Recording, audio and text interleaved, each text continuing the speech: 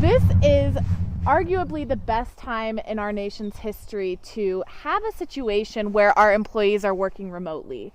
We are filled with resources and ways that we can take care of our team during this remote workforce time. And we've got a couple of ideas for you that we've seen work really effectively. And there are some keys here that we don't want to miss out on and that we encourage you to really take a look at. The first thing is get your team really highly resourced.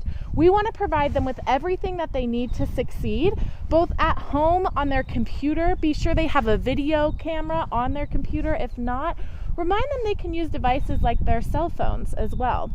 Another resource that we highly encourage you use is Zoom. This is our preferred method of video interaction, and most of our team has actually worked remote our entire span of business.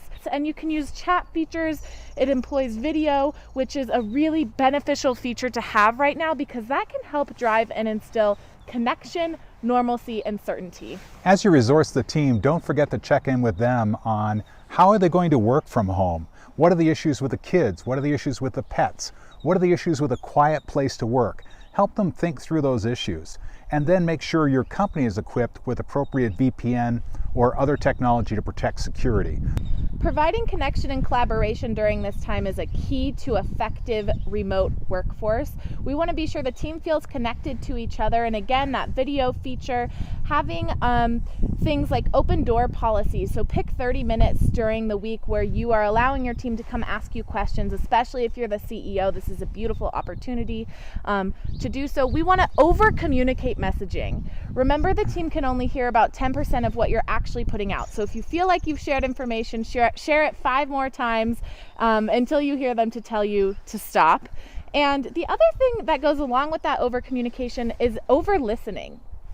Yeah, it's really important to listen because if employees don't feel heard, they're not going to hear you. Let me say that again. If they don't feel heard, they're not going to hear you. So over communicate. And the last thing that we want to hone in on here is creating really explicitly clear expectations on performance and behavior during this time.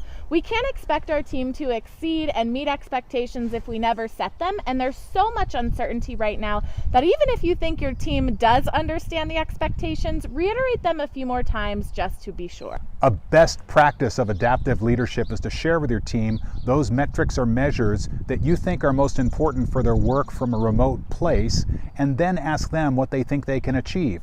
If it's not what you expect, ask them how you can assist them to get them to the levels you want.